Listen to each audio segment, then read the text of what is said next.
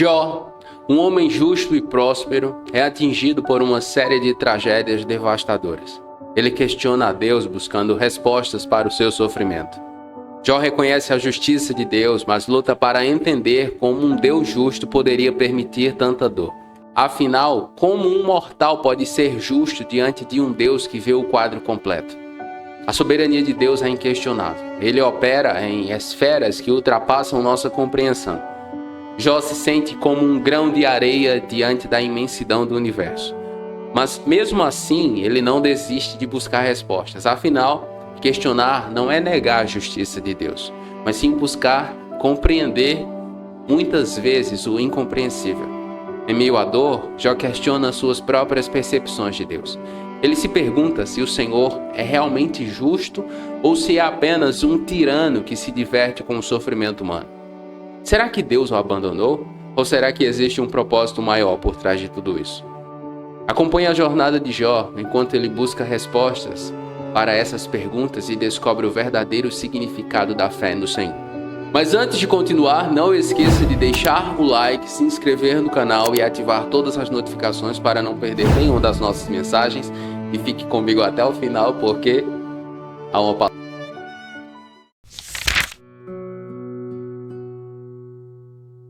Então Jó respondeu: de fato, sei que é assim. Como pode um mortal ser justo diante de Deus? Se alguém quiser discutir com ele, não poderá responder-lhe uma vez em 1000.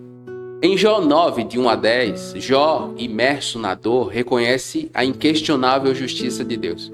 Ele usa a palavra hebraica iada para expressar que tem um conhecimento profundo e de experiência sobre a justiça de Deus, não apenas intelectual. Jó entende que a justiça de Deus está muito além da compreensão humana, comparando a tentativa de argumentar com Deus a um mortal desafiando o Criador. Jó reconhece que em um tribunal celestial ele não teria argumentos contra a sabedoria e o poder do Senhor Deus. Ou seja, mesmo no meio do sofrimento, Jó reconhece a vastidão da justiça de Deus. E isso é sensacional. E por quê? Porque o sofrimento não é capaz de alterar as convicções de Jó sobre a justiça e o caráter de Deus. E no contexto dele, meus irmãos, isso é sensacional. É extremamente profundo. A integridade que ele demonstra no capítulo 1 e no capítulo 2, ela se repete ao longo do livro. Muitas vezes, depois que nós vemos Jó reclamando, nós ficamos na dúvida. Será que Jó não pecou com os lábios? Será que Jó ele não foi fiel só no capítulo 1 e 2? Não.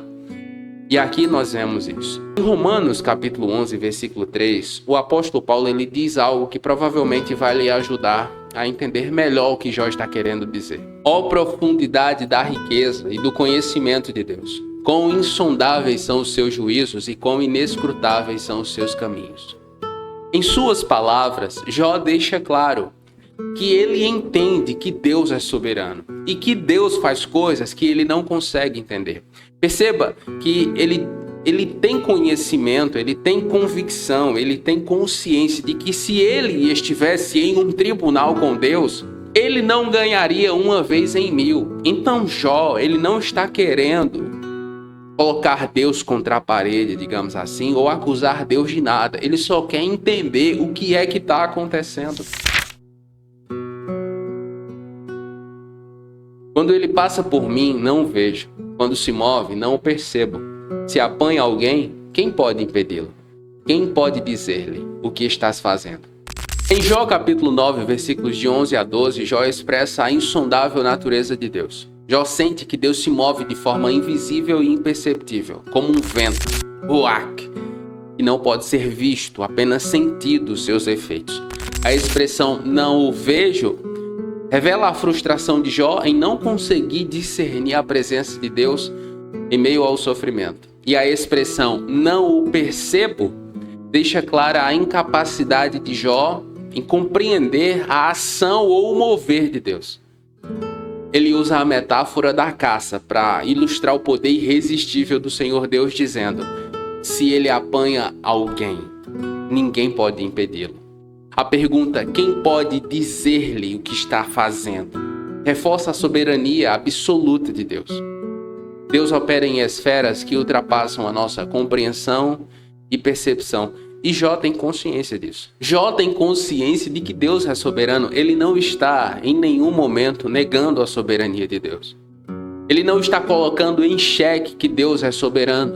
Não, ele quer entender o que está acontecendo, que é o que muitas vezes eu e você queremos. Em nossos dias, nós chamamos de o silêncio de Deus. Aqui Jó experimenta um profundo silêncio de Deus.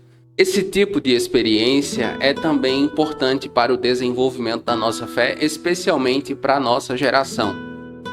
Porque nós queremos estar no controle de tudo, ditar o ritmo de tudo. Estamos impacientes, acelerados e queremos que as coisas fluam do nosso jeito, e Jó nos ensina que as coisas não funcionam dessa forma.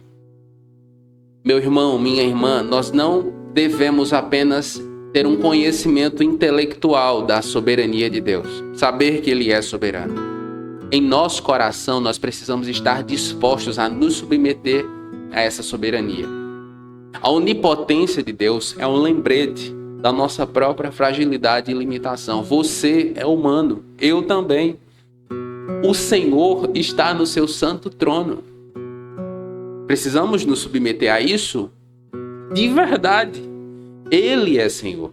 O fato de eu e você não entendermos o agir de Deus em muitos casos na nossa vida, na humanidade, não o diminui, não o limita, não o faz dele um fracassado. Pelo contrário, evidencia o seu poder, a sua grandeza, mesmo que nós não o entendamos.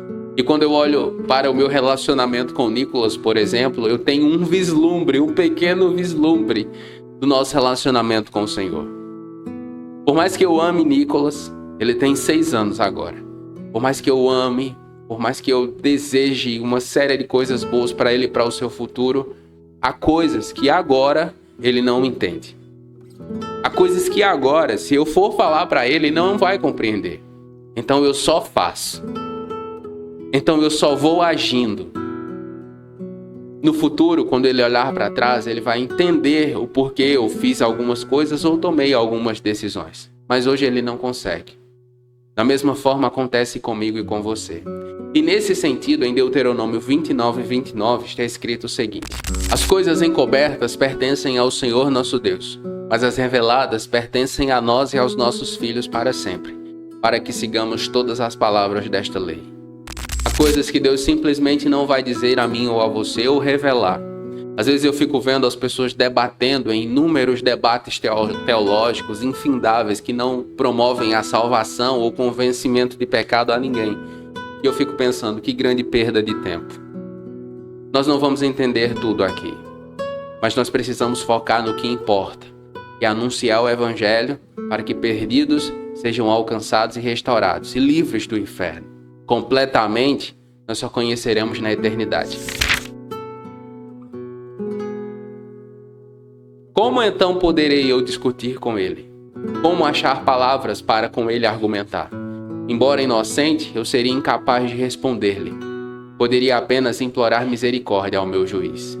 A percepção de Deus como um tirano surge em momentos de sofrimento. Isso não é incomum. Em um momento de tristeza, de adversidade, de coisas que nós consideramos injustas, de tragédias, olhar para Deus e vê-lo como um tirano. Porque afinal, ele, se quisesse, poderia ter evitado que aquilo acontecesse. Devemos lembrar, contudo, que o entendimento correto sobre Deus exige fé, estudo, oração e perseverança. Em outras palavras, relacionamento profundo.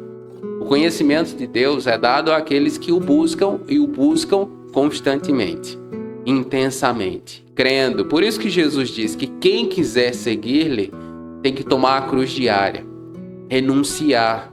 E muito disso passa por nós renunciarmos o não saber tudo, renunciarmos o controle, aceitarmos a nossa limitação e crer, acreditar, enxergar pela fé que o futuro que Ele está desenhando para nós é a melhor versão da nossa vida.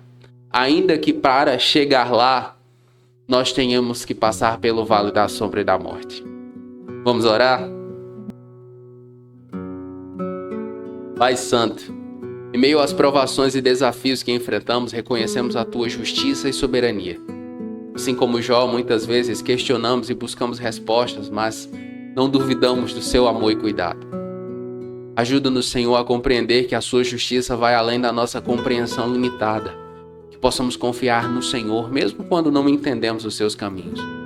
Que a nossa fé seja fortalecida em meio às adversidades, assim como as de Jó.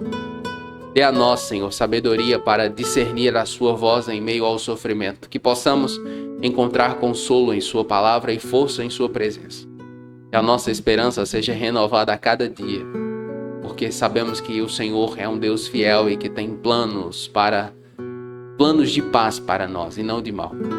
Nós oramos ao Senhor dessa forma, crendo, em nome de Jesus. Amém. Qual foi a parte dessa mensagem que mais falou com você? Me diga nos comentários. E se você quer saber como a dor nos aproxima de Deus, assista o vídeo que vai aparecer na tela. Tenho certeza que vai abençoar a sua vida. Nos comentários, faça seu pedido de oração e nós estaremos orando com você. E se você ficou comigo até aqui, escreva aí nos comentários. Eu espero em Ti, Jesus. E eu vou saber que você ficou comigo até o final. Eu oro para que Deus abençoe a sua vida e até a próxima.